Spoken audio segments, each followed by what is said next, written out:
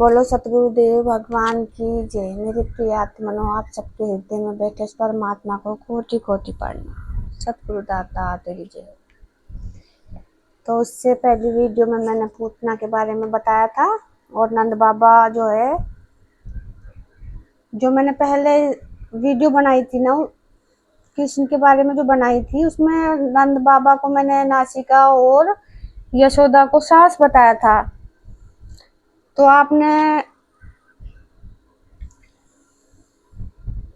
इसके बारे में शायद सोचा ना हो कि सांस मैंने क्यों बताया और नासिका उसको क्यों बताया। क्यों नंद बाबा ने जलाई ना पूतना की चिता। पूतना को किसने मारा, किसने जलाई उसकी चिता?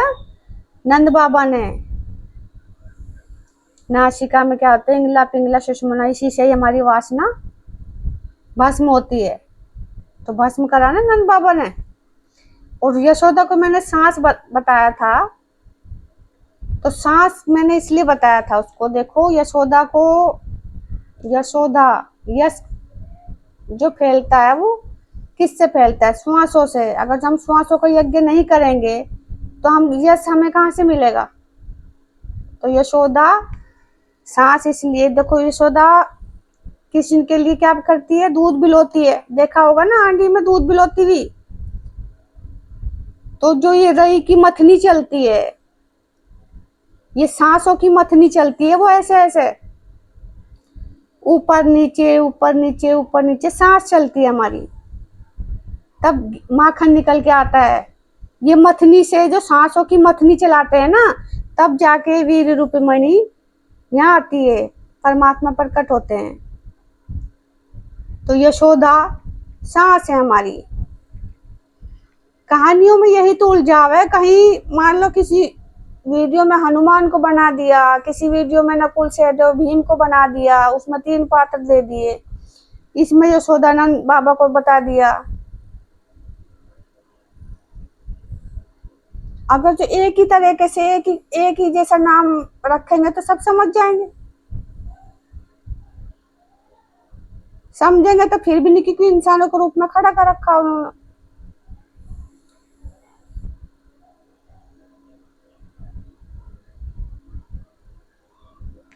तो इसीलिए कहती है ये जाल है, जाल, इंद्रजाल। ये किताबें भी इंद्रजाल हैं, इनसे बाहर निकलो।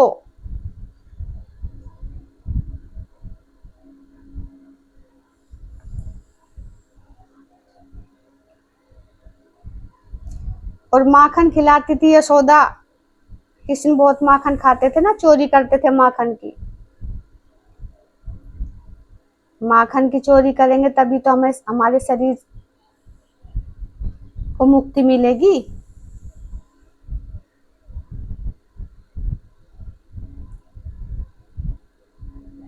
वो थे माखन चोर।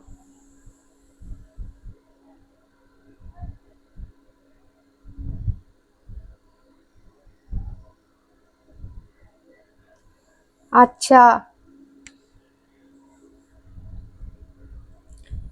अब जो है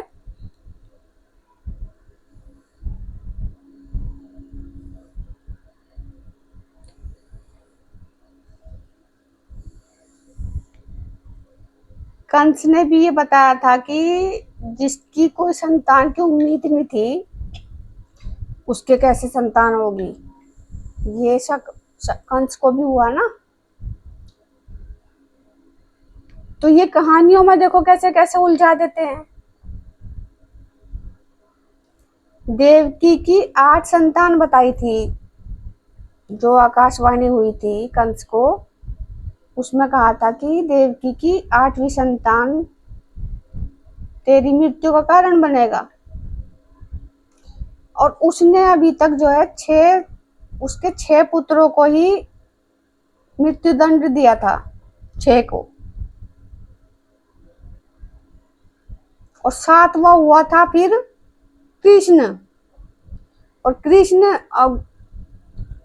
को गोकुल पहुंचाया गया था, और यशोदा के यहाँ से एक कन्या का जन्म हुआ था वहां, वो कन्या उठा के लाया था। तो उसमें 7 पुत्रों का जन्म दिखा रखा, 8वें पुत्र का जन्म तो नहीं दिखा रखा ना, लेकिन उसका 8वां पुत्र कौन है? बलराम।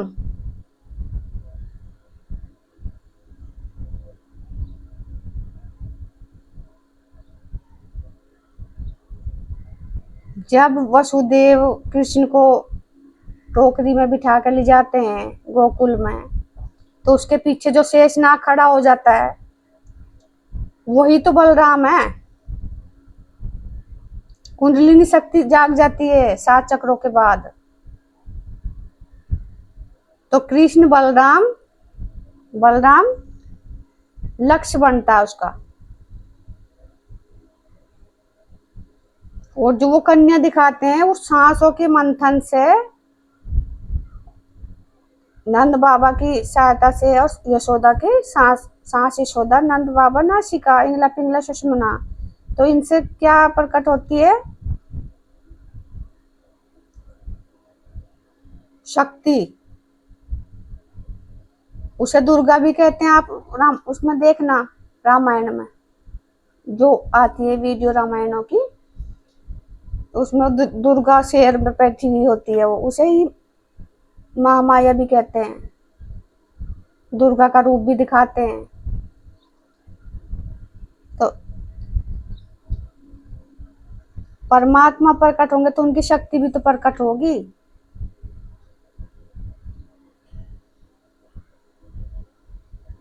ये सिर्फ एक साधक की कहानी है, एक साधक के अंदर ही ये सारा परिवर्तन हो रहा है। अलग अलग पात्रों को दिखा देते हैं, यहीं भटक जाता है इंसान कि वो उसकी माँ थी, वो उसकी मौसी थी, वो उसका भाई था, वो उसकी बहन थी, इसी में फंस जाते हैं।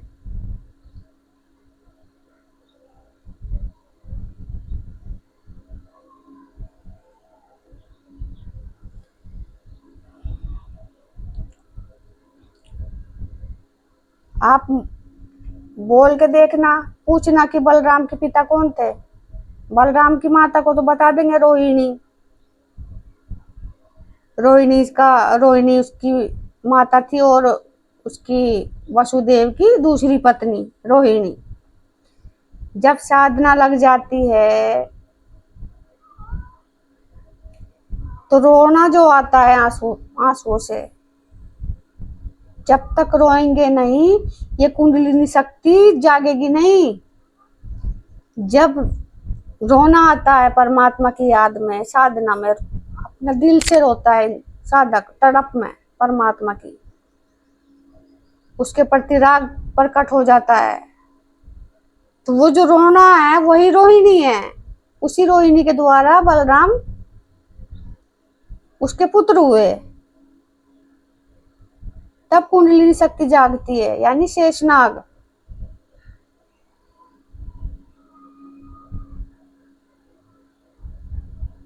तो बलराम,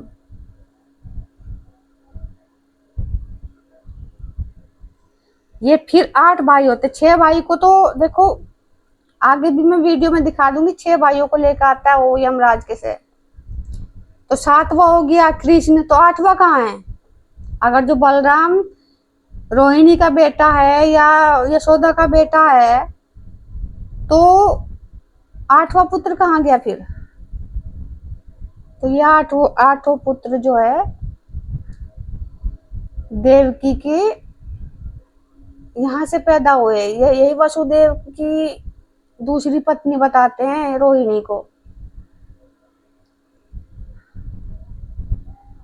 तो ये साधना में लग तो सार एकदम तो रोना नहीं आता, बाद में आएगा, तभी तो कुंडली शक्ति जागती है, शेषनाग जागता है।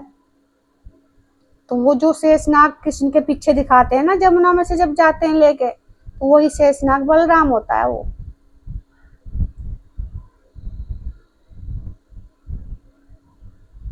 तभी साथ साथ रहते हैं दोनों, एक दूसरे के बिना अधूरे हैं ये।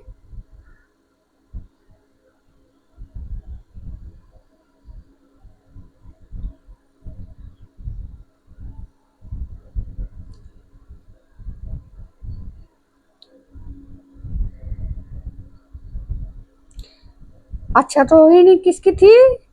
कंस के चाचा की पुत्री। कंस के चाचा की पुत्री बता रखी है इसमें। माँ देवकी बलराम, दादा भी देवकी माँ के पुत्र थे। वसुदेव को, हाँ फिर क्या होता है?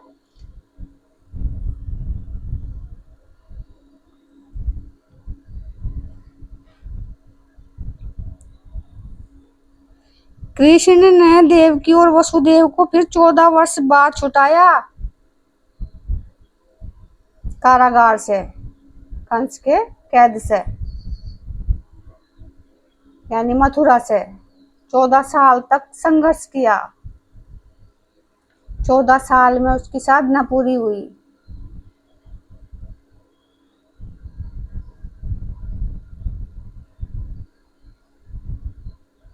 तो गोकुल में तो रह के उन्होंने सबका अंत किया ना विकारों का। जब तक ये विकार नष्ट नहीं होंगे तो वासना आजाद कैसे होगी? पुत्र को जन्म देने के बाद भी तो वासना रहती है, एकदम समाप्त थोड़ी होती है। पुत्र यानी परमात्मा को प्रकट करने के बाद भी वासना रहती है, एकदम खत्म नहीं होती, वो तिल तिल मरती है। तो 14 वर्ष लग गए। 14 वर्ष का मतलब क्या है? तब वो गोकुल में था ना, गो माने इंद्रियां, तो 10 इंद्रियां,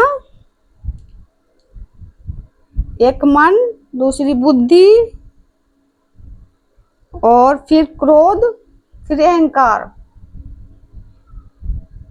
14 हो गए ना। 10 तो इंद्रियों को कर दिया, जीत लिया।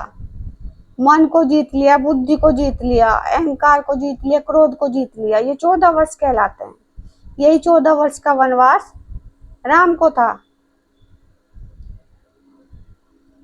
इनको जीतना पड़ता है पहले, तब कारागार से मुक्त होते हैं, तब इस वासना से मुक्त होते हैं। तो 14 वर्ष बाद वो जो है वसुदेव को और देवकी को छुड़ाने आते हैं कंस को मारने के बाद, यानी मन को मारने के बाद।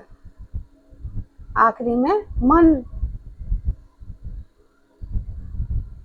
मरता है। मन भी इतनी आसानी से नहीं मरता, मन के भी कई रूप होते हैं।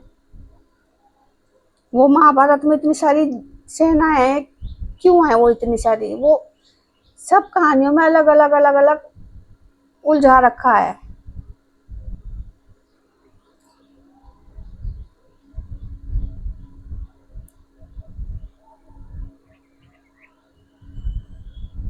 तो इन सब पे पहले विजय पाना होता है, तब जाके वासना मुक्त होती है, वासना भस्म होती है। भस्म होने के बाद उसको मुक्ति मिल जाती है।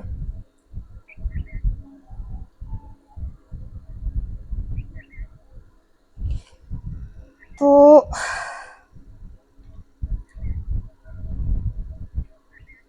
ये थी यशोदा और नंद बाबा की।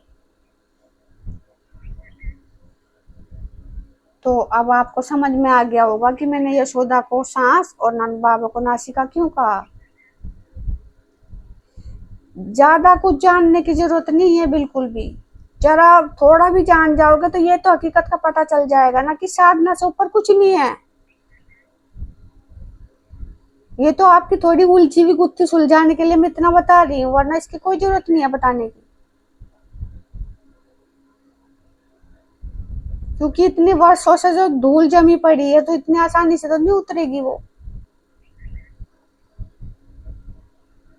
तो इसकी अज्ञानता की धूल छांटने के लिए थोड़ा थोड़ा बताना पड़ेगा। पूरा डिटेल में नहीं बता सकती किसी भी चीज को। क्यों नहीं बता सकती? क्योंकि इतना टाइम किसी के पास नहीं है, ना आपके पास है ना मेरे पास है। किताबों का कोई अंत नहीं है।